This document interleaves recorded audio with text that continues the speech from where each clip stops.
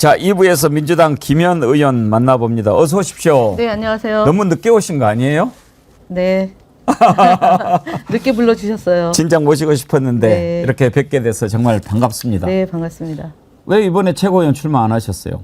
제가 8년 만에 다시 국회로 왔는데 의정활동과 지역구 활동에 좀 집중하고 싶었고요. 연속해서 국회의원 되신 분들이야 이제 지도부에 들어가는 게 맞는데 저처럼 텀이 좀 있는 사람은 겸손하게 시작하는 게 맞겠다. 그리고 가방이 간사가 너무 바빠요. 그러시긴 한데 네. 아니 이번에 좀 아쉬워하는 분들이 정말 많이 있었어요. 네. 나오셨다고 제가 빈말로 그렇게 드리는 게 아니고 네, 네. 김현 의원 찍고 싶었는데 그런 분들이 꽤 많았어요. 네. 어제 보시니까 어떻습니까? 이재명 대표는 그렇고 최고위원들 다 될 만한 분들이 되신 것 같습니까? 좀 아쉽습니다. 사실은 개인적으로는 호남의 대표성을 갖고 계신 분이 최고위원회 들어가는 게 맞는데 이번에 사실은 뭐 연고를 따지는 것은 조금 뭐 그렇다 하더라도 실제로 지역구가 수도권 분들이 많이 되셨잖아요. 경기도하고 서울로 집중이 돼가지고 좀 지역 편중 문제가 예. 좀 고민됐었고요. 사실은. 호남이면 그래도 이제 한준호 후보는 전라북도 전주가 저는 뭐 광주 정신- 고향이니까 근데 이제 네. 지역구가 아니고 지역구가 아니기 때문에 네. 민영배 후보 같은 경우에 지명직으로 또 이재명 대표가 줄 수도 있지 않나요? 떨어진 분이 들어가는 거는 저희가 그렇게는 안 해왔어요. 그러면은 이제 선출직하고 지명직하고의 관계도 있고 떨어진 분은 차라리 안 나왔으면 몰라도 네, 그렇습니다. 그리고 당직을 하셨던 분이기 때문에 왜냐하면 지명직 최고위원은 노동, 그다음에 여성, 그리고 사회적 약자를 배려하는 차원으로 좀 얘기를 했기 때문에 호남보다는 또 왜냐하면 저희가 대구, 경북, 부산, 경남 이쪽이 또 열세이기 때문에 그쪽을 또 배려해 왔거든요. 지난번에는 이재명 대표가 처음 됐을 때는 호남의 광주 여성으로 해서 최고위원을 한 반 있습니다. 근데 그렇게 되면 또 이제 나머지 지역, 충청 뭐 이런 쪽에 대표성을 좀 가져와야 된다. 그래서 아마 수석 대변인을 조승래 의원이 한 게 아마 충청도 쪽 대선 쪽 출신이라서 하지 않았나 싶어요. 네. 호남 최고위원이 없는 게 좀 아쉽다. 많이 아쉽죠. 예, 네. 저도 그렇게 생각합니다. 네. 더군다나 이번에 보면 지난번에도 계속 그렇고 광주 전남 쪽에서 투표율이 좀 낮아요, 계속.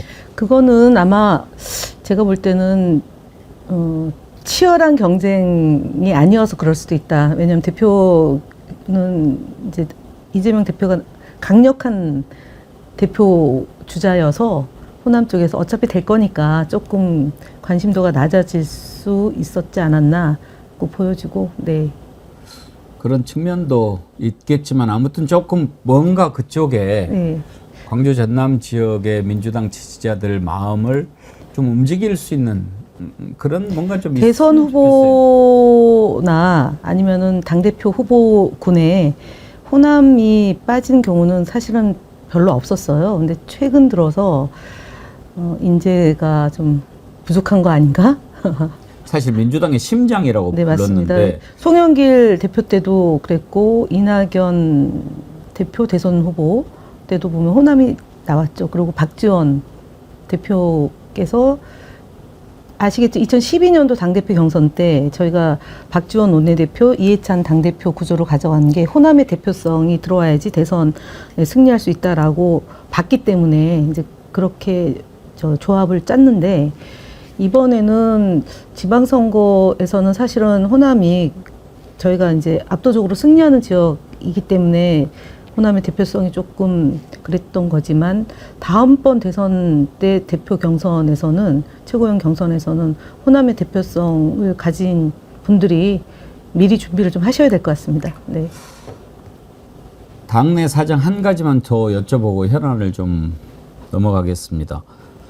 정봉주 후보가 탈락까지 할까 그렇게 생각했는데 마지막에 네. 탈락을 했어요. 네. 대의원들 그 정도로 지지자들이 좀 많이 화가 났을까요? 네, 많이 격앙되어 있는 걸 확인했습니다. 저희가 어저께 안산시 을 지역에서 전국 대의원 이 42분인데 41분이 참석하셨거든요. 현장에 오셔가지고 투표를 물론 온라인 투표인데도 현장에서 다 이제 보고 싶은 이제 욕구가 강하고 특히 저희 지역 같은 경우는 이전에 국회의원이 이재명 대표와 가까운 분이 아니어서 이재명 대표하고 가까운 분들이 이제 이재명 대표를 보고 싶어서 이제 현장에 많이 왔거든요.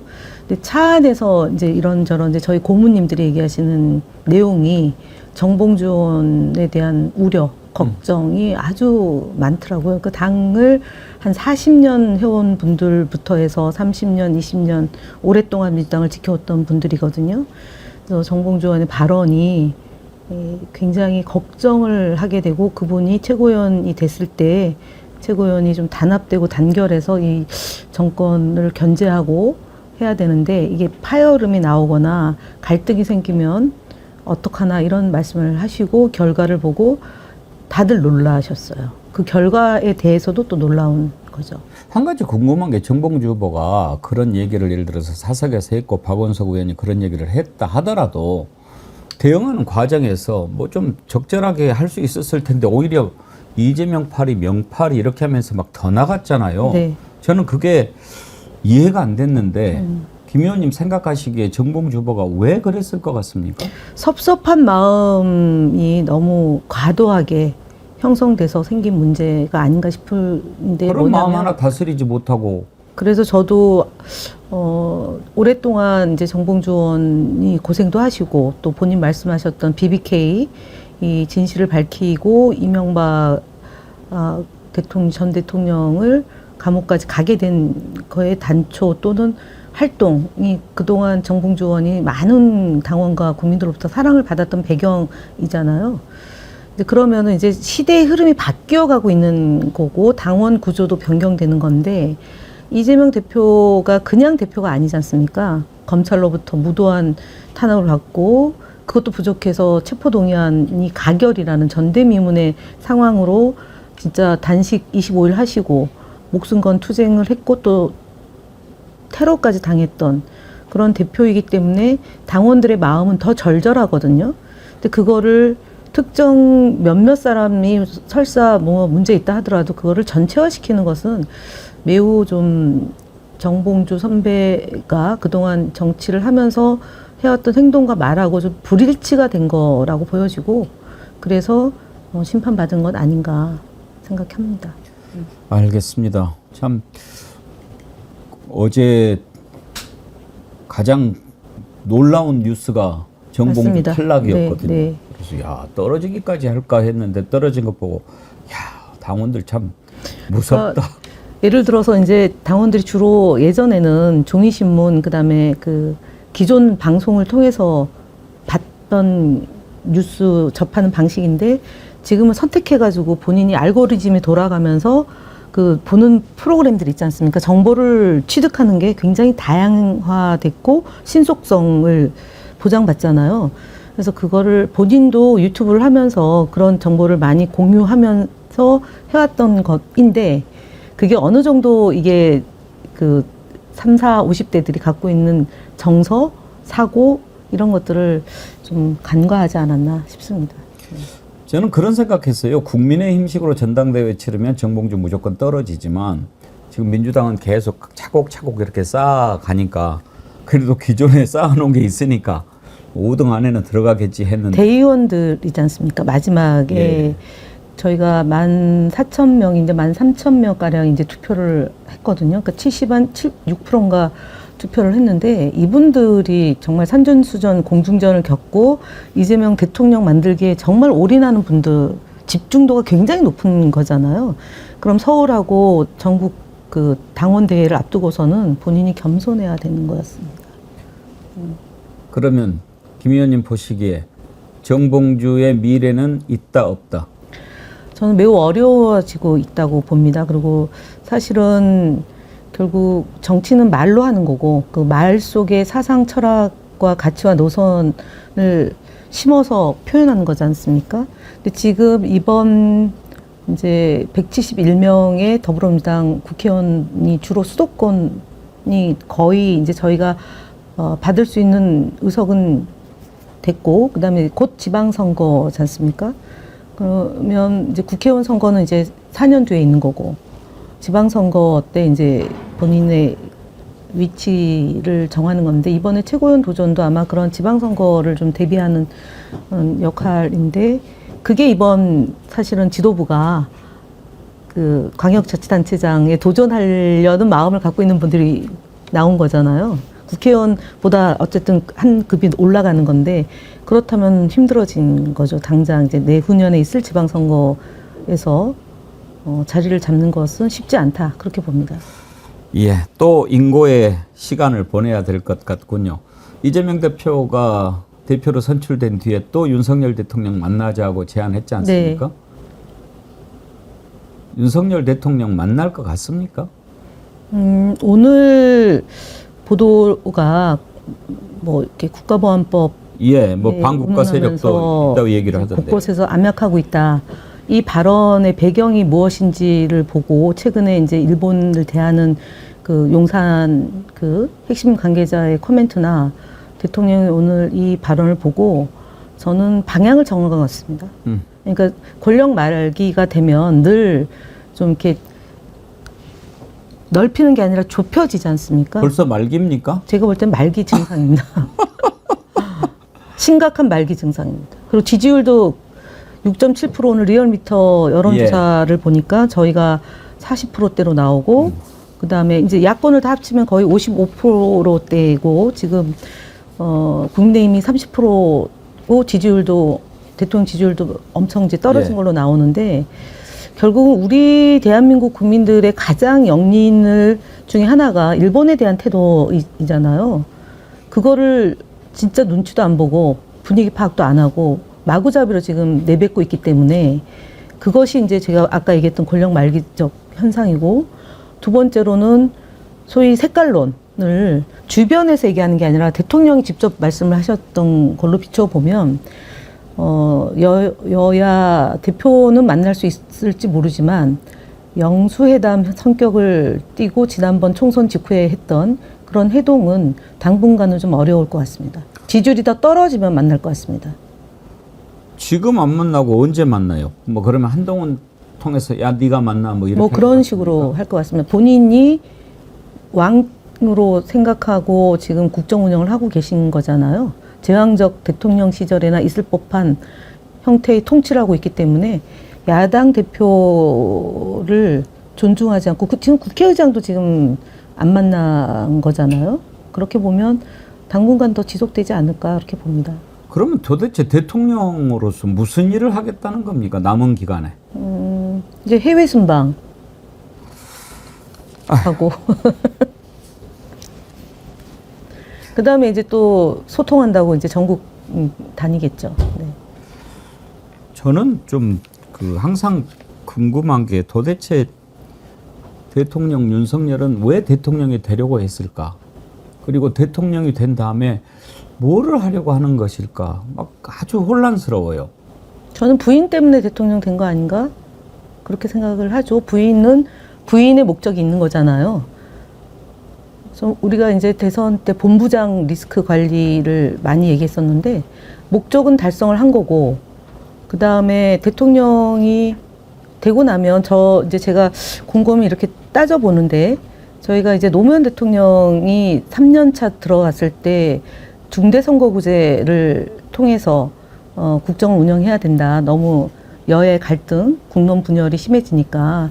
그다음 임기 단축을 말씀하셨잖아요. 원포인트 헌법 개헌을 통해서 임기를 단축하겠다. 본인의 임기부터 단축하겠다고 말씀을 하셨는데 그때 진짜 대통령께서는 당시에 이제 이해찬 총리가 책임 총리를 하면서 국정 전반을 어떻게 본인 이후에 대한민국 미래를 어떻게 설계할 건가를 고민을 하면서 내놓았던 안인데 그게 어쨌든 찾고 안 됐고 저희가 정권을 뺏겼는데 지금 대통령은 너무너무 본인은 국정 운영을 잘하는데 언론 때문에 그다음에 국민의힘의 협조가 안 돼서 내지는 국민들이 본인의 생각을 몰라주기 때문에 결국 그게 이제 아까 암약하고 있는 사람들인 거 아니냐라는 결론까지 간 거다.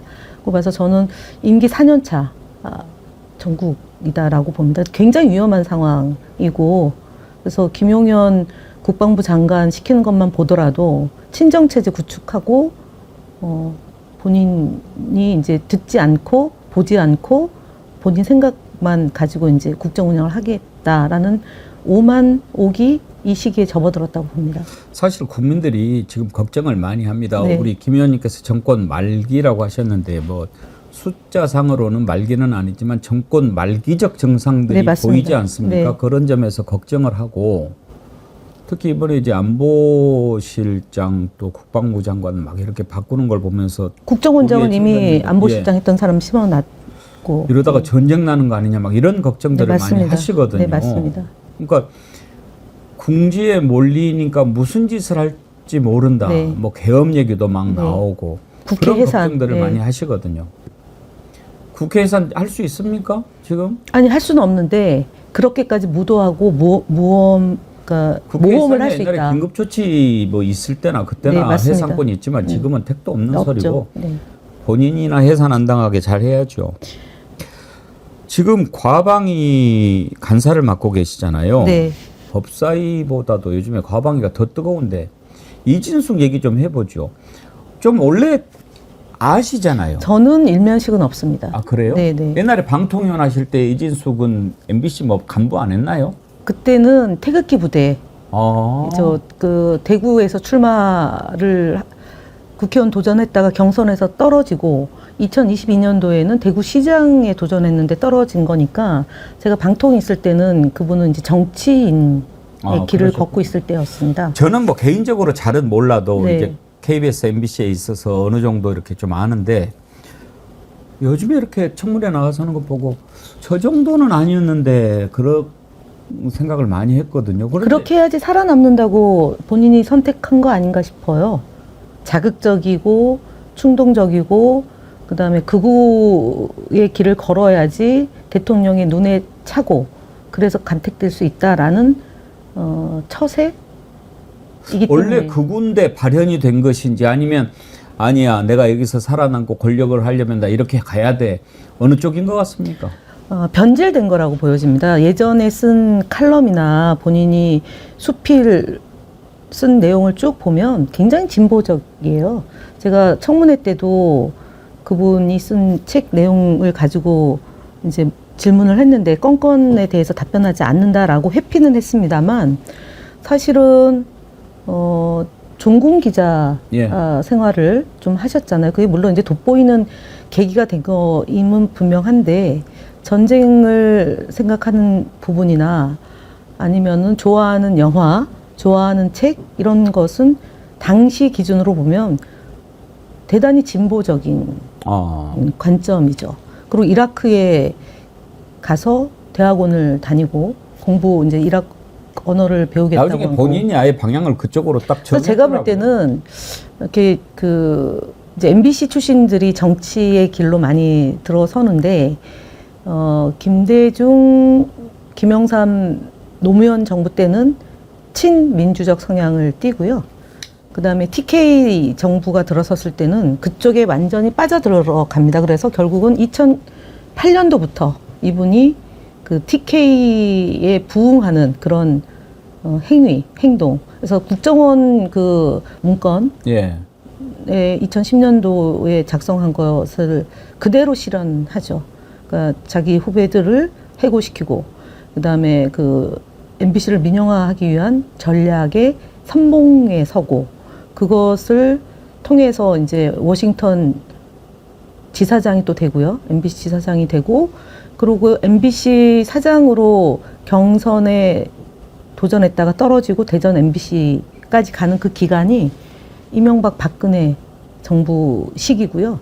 그다음에 이제 문재인 정부 때는 확실히 이제 깃발을 들어서 태극기 부대의 성향을 띠고 TK 지역의 대구 지역에서 이제 정치를 이제 도전하는 그렇게 되는 것 같습니다. 그래서 세계관이 바뀌었단 말을 바뀌었는지 원래 그랬는지 아니면 지금도 왔다 갔다 하는 중인지 저는 더 노골적으로 보면 원래부터 그랬다. 근데 이제 그 당시 조건이 예. 그러니까 민주주의의 요구가 높아지고 이쪽에서 그래서 살려면 이 짓하고 맞아요. 저쪽에서 네, 해먹으려면 맞습니다. 네. 또 저렇게 하고 네. 그러는 것일 수 있죠. 네. 아무튼 지금 탄핵을 시켜 놓았는데 되게 그동안에 이동관이나 또 김홍일 이런 전직 위원장들 보면 바로 그만뒀잖아요. 네. 근데 이번에 그만두지 않고 버티는 거 보면 헌법재판소까지 가봐도 뭔가 해볼 만하다라고 생각하는 것 같은데 네. 현재 인용에 대해서는 어떤 기대를 갖고 계십니까? 그게 패착이죠. 왜냐하면 본인이 방통위원장 그리고 상임위원으로 활동을 하고 나서 이사 선임을 저렇게 무도하게 못합니다.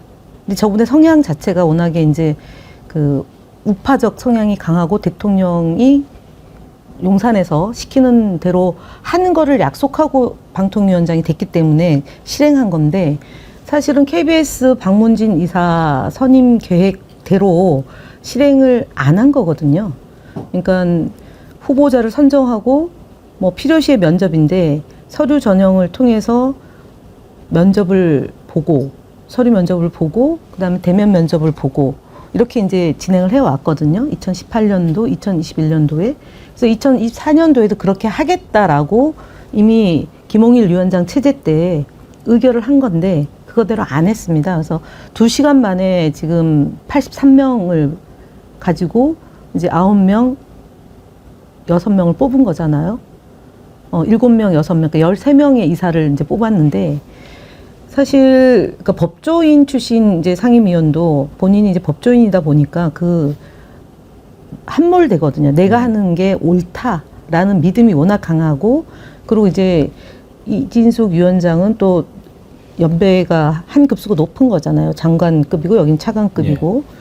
그러니까 이제 장관급의 위원장이 하자는 대로 아마 쫓아왔을 것 같습니다. 근데 쫓아왔을 것 같지도 않아요. 제가 김태기 부위원장 하는 거 봐도 거기도 만만치 않던데요. 아니 근데 내용을 전혀 파악이 안 돼 있기 때문에 권익위 부위원장을 하다가 며칠 만에 이제 상임위원이 된 거잖아요. 그러니까 방송통신 분야의 문외한이거든요. 근데 이진숙 위원장은 그러니까 MBC 사장 대전 MBC 사장도 지내고 방송 분야의 나름대로 베테랑이라고 생각하고 일을 감행을 한 건데 결국은 이번에 이제 2차 청문회에서 김태규 위원장 나와서 얘기하는 걸 보면 전혀 내용 파악이 안 돼 있거든요. 그래서 제가 볼 때는 헌법재판소에서 이제 하루 만에 한 것이 뭐가 문제냐라고 잘 모르시는 분들은 그렇게 볼 수 있는데 내용적으로 들어가면 KBS 경영을 관리 감독하는 이사분이기 때문에 대단히 전문성을 지녀야 돼요. 그러니까 법조계 출신, 그다음에 지역별, 성별, 그다음 언론계 출신을 다 포괄해서 국민 전체를 대표하는 그런 이제 이사 자리잖아요. 여기가 이제 대통령이 추천하는 자리고 KBS는 임명하는 자리고 박문진은 방통위가 이제 임명하는 자리인데 방통위원장이 2명이서 결정한 것이 이제 현격하게 결격이 된다는 거고 이진숙 위원장은 MBC로부터 재척 사유가 된다라고 해서 기피 신청이 들어왔는데 본인이 사회권을 놓지 않고 결정을 한 거예요. 이제 그게 두 번째 잘못된 거고 아까 얘기했던 선정하고 면접 보고 이제 임명을 해야 되는데 그 과정이 완벽하게 생략이 되고 그냥 투표로서 진행했다는 점도 있고 또 하나는 좀 소소하지만 부위원장 임기도 사실은 1년 6개월, 1년 6개월 이렇게 관례대로 되어 왔거든요. 왜냐하면은 여야가 함께 구성되는 방통위원이기 때문에 상반기는 여당이 추천한 그 이제 상임위원이 1년 6개월 하고 하반기 때는 야당이 추천한 상임위원 중에 부위원장을 하도록 되어 있습니다. 근데 이번에 2026년 5월까지로 임기를 3년 내내 자기들이 하겠다라고 의결을 한 겁니다. 그래서 4개의 안건을 지난 7월 31일 날 오후 5시부터 7시까지 해서 진행을 했는데 이 4개의 안건이 다 불법 행위를 했기 때문에 저는 헌법재판소에서 행상에 대한 책임을 묻는 거지 않습니까? 본안은 또 다른 문제이고 뭐 민사나 형사 소송은 다른 문제인데 행상에 대한 책임이기 때문에 그 책임의 인용 가능성이 저는 매우 높다고 보고 지금 10월 달 되면은 헌법재판소의 재판관들이 4명이 교체되는 시점이거든요. 한 분은 이제 대법관에서 이제 추천하고 3명은 정당 추천복의 인사들이기 때문에 급하게 처리를 할 조건도 안 되고 9월 달에 할 수도 없고 10월 달에 할 수도 없고 180일 이내에 하는데 그 사이에 저희가 충분하게 증거를 확보하고 지금 청문회 하는 이유도 그 과정이 어떻게 됐는지를 국민과 이제 소통하는 계기로 삼고 있는데 저는 인용 가능성이 매우 높다고 봅니다. 누가 봐도 그 짧은 시간에 그런 것을 심사해서 의결할 수 있는 물리적인 시간이 안 되니까 네, 누가 그렇습니다. 봐도 용산 오다를 가지고 그냥 네. 한 것 같은데 네. 문제는 이제 증거가 있어야 되지 않겠습니까? 그 속기록을 지금 보자고 하는데 속기록을 내놓지 않고 지금 행정재판이 오늘 지금 심리 기일을 하고 있는데 거기다가도 지금 제출을 안 하고 있습니다. 그래서 제출 안 하는 것을 놓고 보면 뭔가 문제가 있기 때문에 제출을 예. 못 하는 거라고 법원이 판단할 수 있고 그래서 저희가 2시간을 이렇게 그 전체를 이제 복원을 해서 어떤 일들이 있었는지를 지금 분초 단위로 체크해 들어가는데 사실은 국민 의견 수렴이 400건 정도가 나왔다는 거잖아요. 네. 근데 400건이면은 자료도 그러니까 이런 분량이 굉장히 이제 뭐 한 1000쪽 정도 되는데 판사 출신이기 때문에 뭐 자료 보는 시간이 굉장히 빨리 본다라고 얘기해도 기본적으로 그거는 안 맞고 두 번째는 이사로 된 분들 중에 이진숙 위원장과 친소 관계가 있는 분들이 상당수 있고요.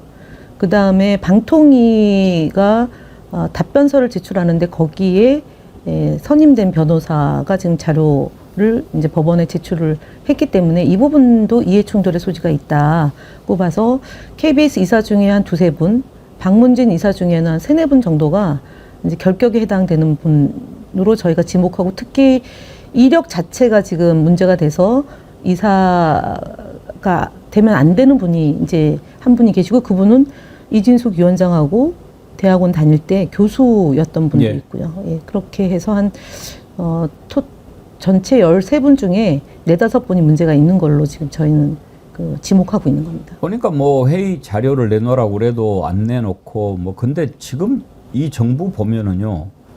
그걸 문서로 안 남기더라고요. 의대 2,000명 자료도 지금 폐기해 버렸다는 네. 것 아닙니까? 방통위는 속기록이 있습니다. 그리고 그 회의할 때 사진을 본인들이 제공을 했는데 거기에 보면은 녹음기가 놓여져 있어요. 그래서 지난번 2차 청문회 때 속기록 초고가 있다라고 시인을 했습니다. 그러면은 확인만 안 됐을 뿐 네. 있기는 있다. 맞습니다. 네. 원래 대통령의 모든 행위는 문서로 하도록 헌법에 네, 맞습니다. 규정되어 있지 않습니까? 지금 이런 일반 기관들도 문서로 하도록 법률로 정해져 있는 건 없습니까?